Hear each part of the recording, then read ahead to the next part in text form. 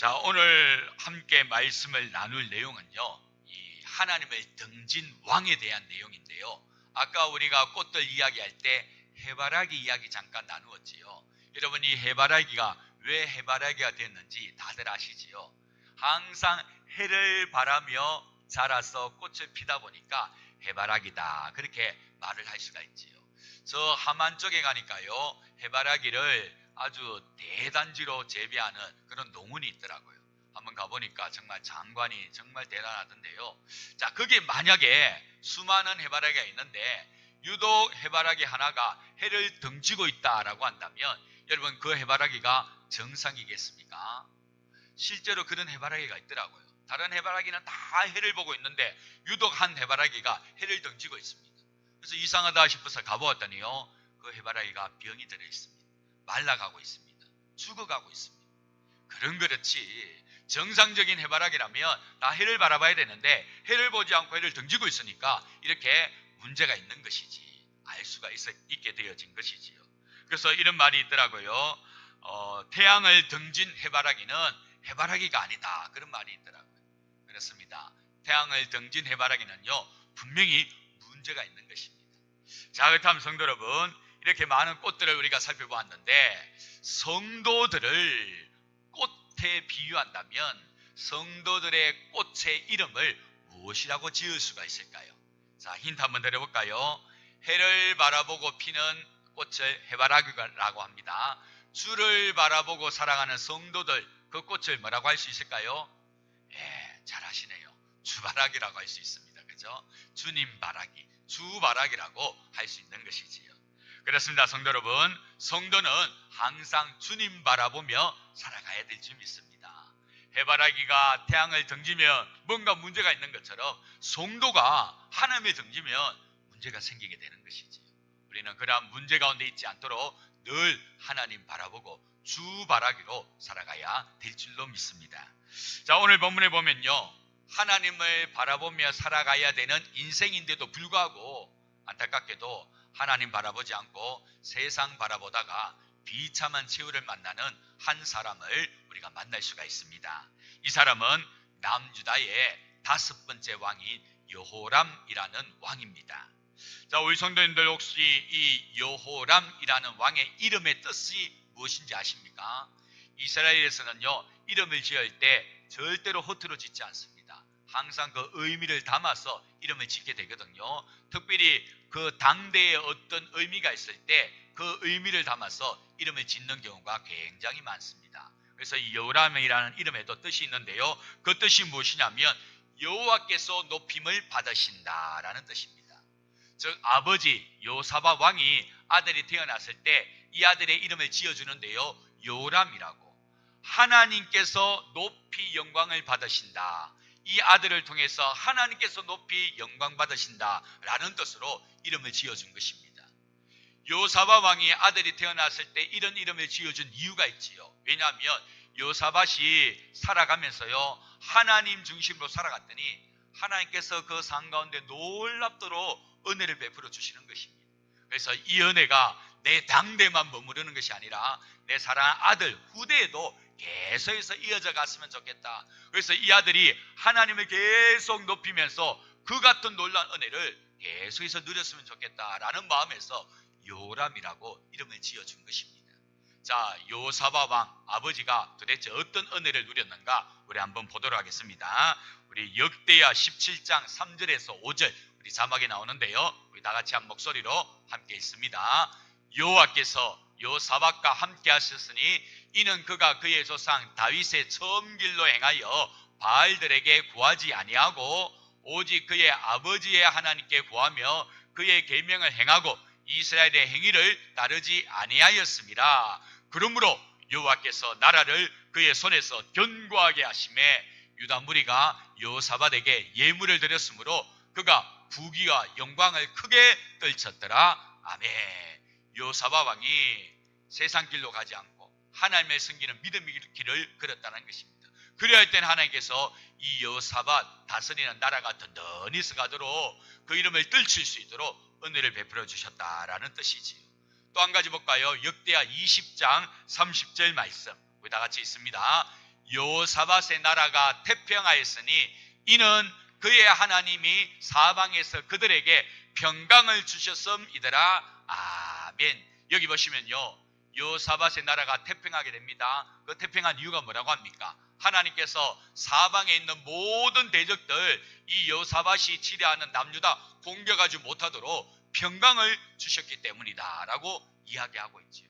이렇게 하나님을 잘 섬기며 하나님 바라기로 살아갔더니 여호사밧 왕이 그 당대에 이와 같은 복을 누린 것입니다. 그래야 이 복이 내 당대에만 임하면 아니 되겠다, 내 후대에도 내 아들 때에도 그대로 임해야 되겠다, 그런 뜻에서 아들이 태어났을 때 요람이라고 이름을 적어 준 것입니다. 자, 이 아들이 요람이라고 이름 이제 달고 태어나서 이제 자라게 되는데요, 아버지가 이제 세상 떠납니다. 그리고 왕위를 이어받아서 왕이 되는데요, 이 요람이 왕이 될 때 나이가 몇 살이었다라고 합니까? 오늘 본문에 나오지요. 몇 살이라고요? 무려 32세라고 합니다. 32살이나 되었다라고 하지요. 자, 성도 여러분, 나이가 32살이라고 하면요, 세상 물정 모르는 바가 아니겠지요. 세상 어떻게 흘러가는지 다 아는 바일 겁니다. 특별히 아버지 여호사밧 왕이 하나님 앞에서 어떻게 복을 받아 나라를 든든히 세워갔는지 32살이 되어서 왕이 되었을 때 모를 수가 없는 것이지.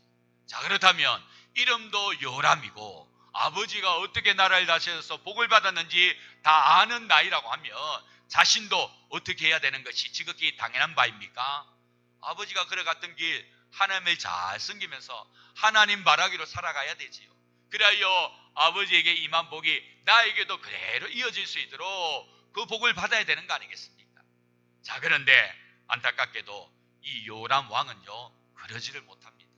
분명히 이름은 하나님을 높이면서 여호사밧 왕이 받은 복을 자신도 누리라고 이름이 지어졌고 32살이나 되어 왕이 되어 세상 물정 다 아는 바인데도 불구하고 하나님 바라기로 살아가는 것이 아니라 세상 바라기로 살아가는 안타까운 선택, 안타까운 길을 걸어가는 것을 우리가 볼 수 있는 거지요.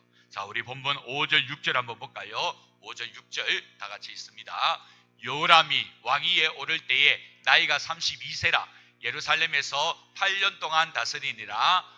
그가 이스라엘 왕들의 길로 행하여 아합의 집과 같이 하였으니 이는 아합의 딸이 그의 아내가 되었음이라. 그가 여호와 보시기에 악을 행하였다라고 하지요.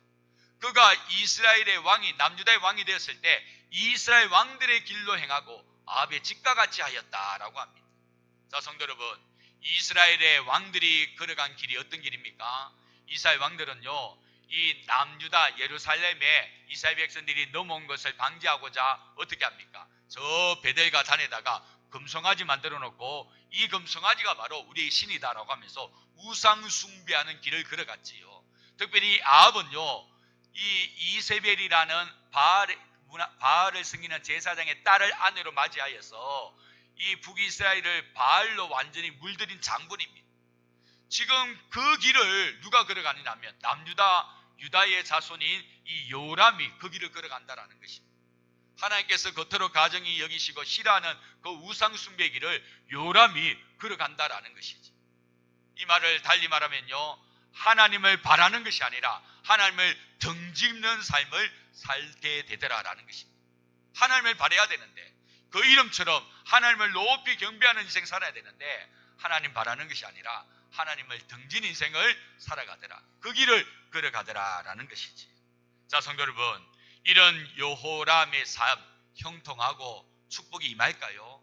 절대 그렇지 못합니다.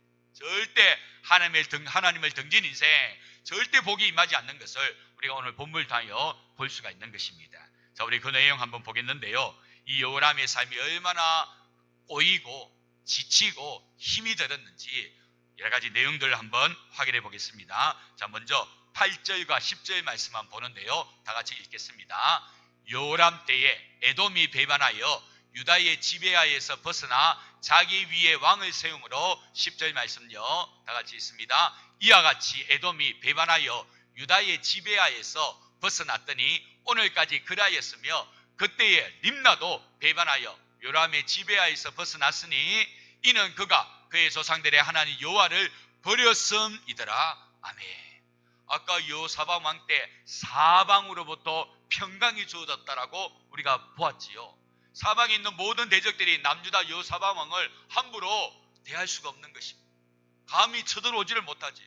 그래야 평강을 누리게 되었는데, 그런데 그 아들 여호람 왕 때에는요 어떤 일이 납니까?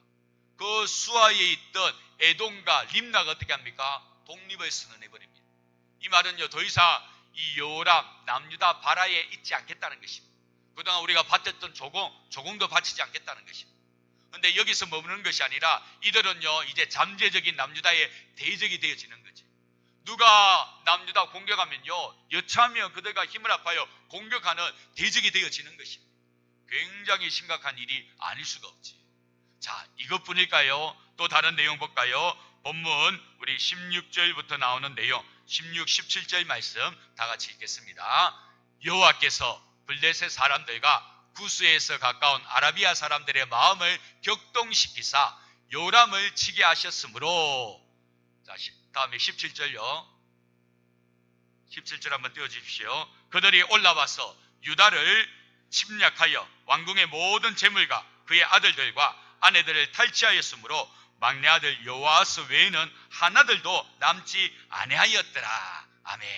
자, 여기 보시면요 에돔과 림나가 독립을 선언하고 곧이어서 무슨 일이 납니까? 블레셋이 쳐들어오고 아라비아 사람들이 쳐들어오는 것입니다. 그래야 그동안 쌓아놓은 모든 재물들 다 앗아가고요 심지어 처자식까지 다 앗아가는, 죽여버리는 그런 일이 생기고 많은 걸 볼 수 있지. 여러분, 불과 얼마 전까지 아버지 여호사밧 왕 때만 해도 어땠습니까? 평강이었습니다. 주위의 사방들이 다 잠잠하였습니다. 그런데 요람이 왕이 되자 그만 이런 일이 계속해서 일어나는 것입니다.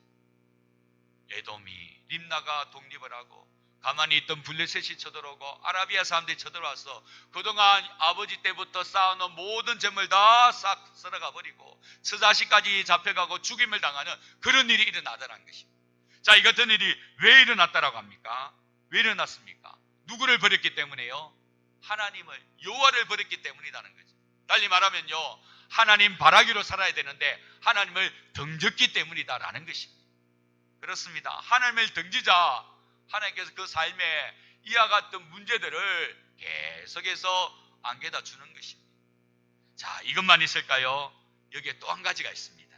자, 우리 다 같이 한번 보겠습니다. 본문 18절부터 20절까지의 말씀 우리 다 같이 한 목소리를 읽습니다.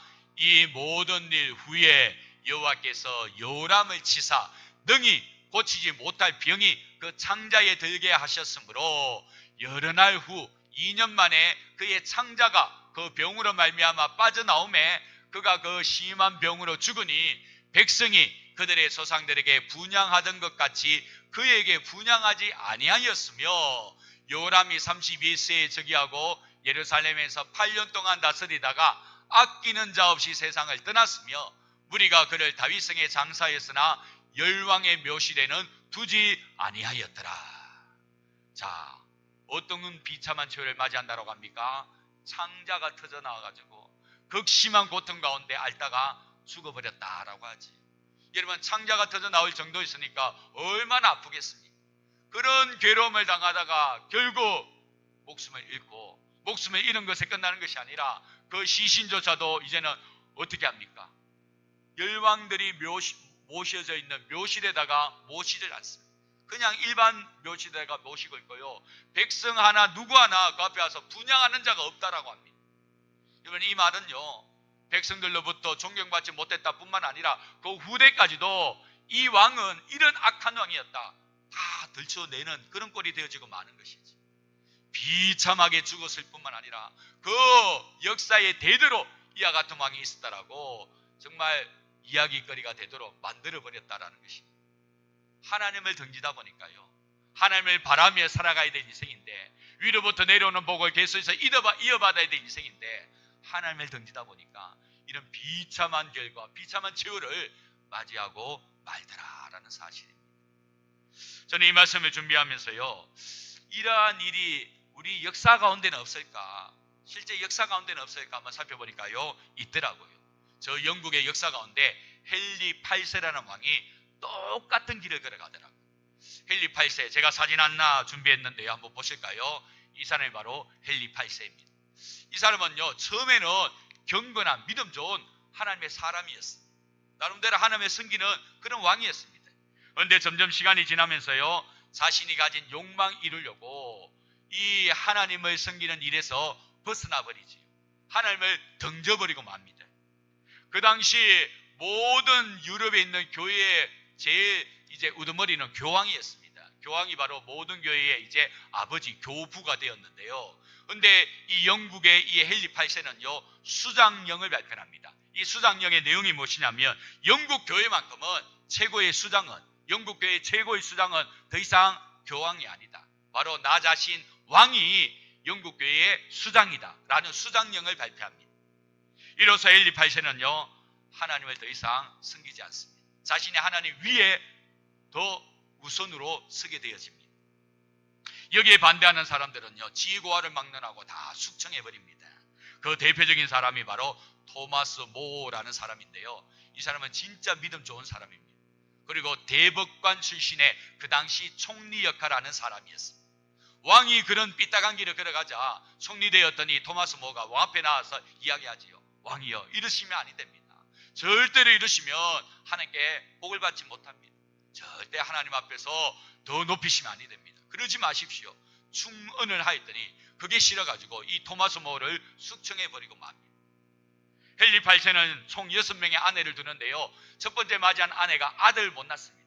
그러니까 이 왕위가 굉장히 불안한 것이지. 그래서 무려 6명의 아내를 맞이하는데요, 그 중에 2명은요 자신의 마음에 들지 않는다고 자신의 손으로 직접 숙청해버립니다. 완전히 광인이 되어버리는 헨리 8세의 모습을 우리가 볼 수 있는 거지요. 그의 인생은 이렇게 한평생 권력과 쾌락으로 가득 그렇게 취해 살아가지만 마지막엔 그 누구도 이 사람을 애도하는 일 없이 쓸쓸한 죽음을 맞이하고 말게 되어집니다. 바로 요람 왕하고 거의 케이스가 똑같은 것을 우리가 볼 수가 있지요. 동일합니다. 하나님을 던졌더니 이와 같은 일이 발생하더라라는 것을 우리가 볼 수 있는 거지. 그렇습니다, 성도 여러분. 아무리 왕이라 할지라도, 아무리 자신의 말 한마디에 모든 것이 쥐락펴락, 모든 것이 다 일어나고 사라진다 할지라도 하나님을 떠나게 되면, 하나님을 던지게 되면 그 인생 절대로 형통할 수 없음을 우리는 오늘 본문을 통하여 볼 수가 있는 것입니다.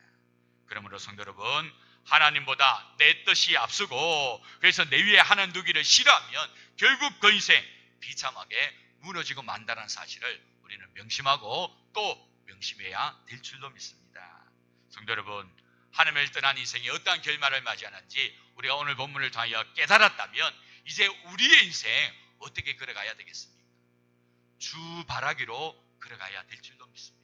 하나님을 던지는 인생이 아니라 항상 하나님을 내 앞에 모시고 내 위에 두고 항상 하나님께 묻고 하나님의 길에 인도함을 받는 주바라기 인생을 살아가야 될 줄로 믿습니다.